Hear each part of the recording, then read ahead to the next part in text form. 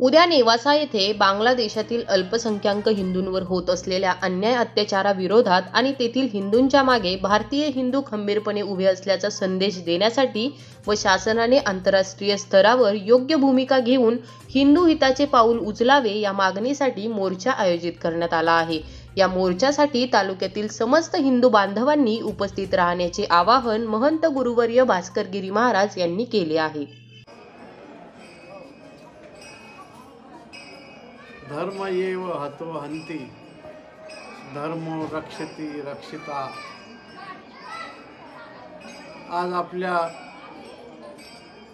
हिंदू धर्मीय बंधू भगिनींनी हिंदू धर्मसेवकावर आपल्या शेजारच्या देशात बांगलादेशामध्ये अतिशय अमानुष असे अत्याचार चालू आहेत। त्या ठिकाणी इस्कॉनचे आमचे सर्व संत त्यांना बळजबरीने तुरुंगात टाकायचे काम चालू आहे। त्यांच्यावर अत्याचार होत आहे। त्यांनी कपडे बदलावेत, माडी काढून टाकाव्यात, नाहीतर आपण जीवानी जाणार अशा धमक्या देण्यात येत आहे।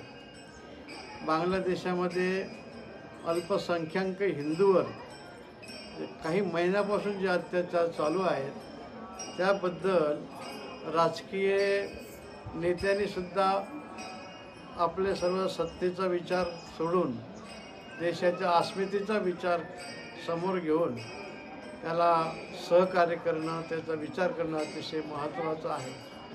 जागतिक संघटना युनो असेल त्या युनोच्या पदाधिकाऱ्यांनी सुद्धा इकडे जातीने लक्ष घालणं अत्यंत गरजेचं काम आहे। आतापर्यंत आम्ही सर्व हिंदू बांधव मुस्लिम बांधवांना बांधवच म्हणत आलो, पण ते कधीही हिंदूंना स्वप्नातही बांधव म्हणत नाहीत। अत्याचारच करत आलेले आहेत आणि आजही करत आहेत। किती दिवस अत्याचार सहन करायचे?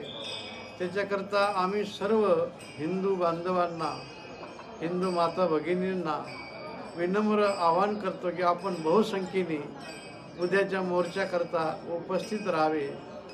ही सर्वांना विनम्र प्रार्थना। भारत माता की जय।